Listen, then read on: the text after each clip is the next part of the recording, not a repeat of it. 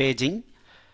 So இப்போ grid வியூனுடைய data ரொம்ப ஹியூஜாக இருந்தது அப்படின்னா ஸோ எல்லாத்தையும் ஒரே டைமில் டிஸ்பிளே பண்ண முடியாது. ஸோ அந்த மாதிரி டைமில் நமக்கு என்ன தேவை அப்படின்னா பேஜிங் தேவை. ஸோ இங்கே பாருங்கள் இந்த மாதிரி.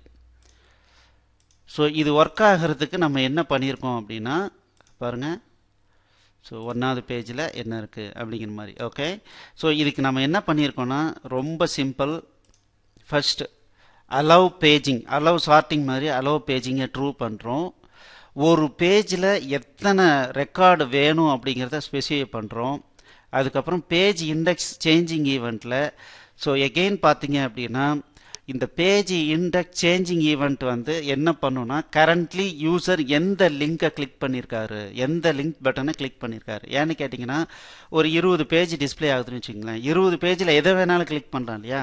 அப்போது அது எந்த பேஜ் ரிக்வஸ்ட் பண்ணாருங்கிற இன்ஃபர்மேஷன் எனக்கு தெரிஞ்சதுனா தான் அந்த பேஜை நான் என்னால் டிஸ்பிளே பண்ண முடியும்.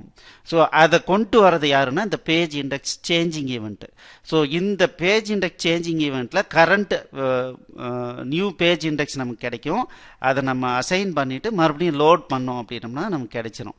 ஸோ எகெயின் பார்த்தீங்கன்னா பேஜிங்ன்றது ஆட்டோமேட்டிக்காக நடக்காது. நம்ம தான் செட் பண்ணிவிட்டு டேட்டாவை மறுபடியும் பைண்ட் பண்ணணும். தென் பேஜை ஸ்டைலை யூஸ் பண்ணி நம்ம இந்த லிங்க்ஸ் வந்து லெஃப்டில் வரணுமா, சென்டரில் வரணுமா, ரைட்டில் வரணுமா, அதனுடைய பேக்ரவுண்ட் என்ன இருக்கணும், இது எல்லாத்தையும் நம்ம டிசைட் பண்ணிக்கலாம். அவ்வளோதான். இது ரொம்ப சிம்பிளான கான்செப்ட் தான். ஸோ இப்போ என்ன பண்ணியிருக்கோன்னு பாருங்கள்.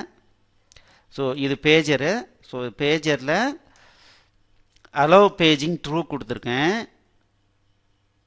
பேஜ் சைஸ் 5ன்னு கொடுத்துருக்கேன். 5 ரெக்கார்டு மட்டும் வரணும். இந்த பேஜர் ஸ்டைலில் பார்த்தீங்க அப்படின்னா ஹரிசான்டல் அலைன்மெண்ட் என்ன கொடுத்துருக்கேன் அப்படின்னா பாருங்கள் சென்டர் பண்ணிட்டேன்.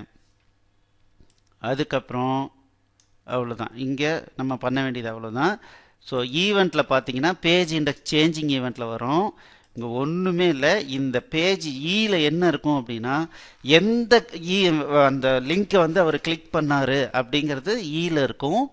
அதை பேஸ் பண்ணி அந்த நியூ பேஜ் இண்டெக்ஸ் வந்து இதில் இருக்குது. அதை தூக்கி பேஜ் இண்டெக்ஸில் ஸ்டோர் பண்ணிடணும். ஸோ இந்த பேஜ் இண்டெக்ஸ் ப்ராப்பர்ட்டி தான் இப்போ எந்த பேஜை ரெண்டர் பண்ண போகுதுன்றதை டிசைட் பண்ண போகுது. அது வந்து அதுவாக பார்த்துக்கும். நான் டேட்டாவை பைண்ட் பண்ணி விட்டேன்னா போதும். ஸோ இப்போ நான் என்ன பண்ணுறேன்னா இந்த பேஜர் சைஸ் இருக்கு இல்லைங்களா, ஒரு பேஜுக்கு எத்தனை அப்படிங்கிறத என்ன பண்ணுறேன் அப்படின்னா 5ன்னு இருக்குது. நம்ம வந்து ஒரு 3ன்னு வச்சுக்கலாம். நிறைய பேஜ் வந்தால் தான் டெஸ்டிங் பண்ணுறதுக்கு ஈஸியாக இருக்கும். அதுக்காக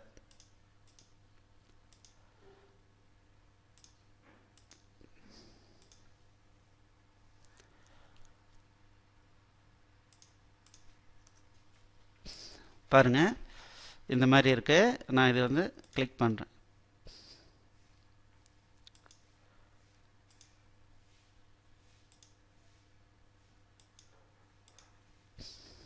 ஸோ இப்போ புரியும்னு நினைக்கிறேன். ஸோ இப்போ நான் இப்போ 3வது பேஜில் இருக்கேன். டக்குன்னு ஃபஸ்ட் பேஜுக்கு வரலாம், டக்குன்னு 4th பேஜுக்கு போகலாம். ஸோ அந்த பேஜை நான் வந்து கரெக்டாக பேஜ் இண்டெக்ஸில் அசைன் பண்ணிவிட்டு நம்ம வந்து மறுபடியும் ரீபைண்ட் பண்ணோம்னா அந்த பர்டிகுலர் பேஜுக்கு என்ன ரெக்கார்டு வேணுமோ அதை எனக்கு வந்து பைண்ட் பண்ணி கொடுத்துரும்.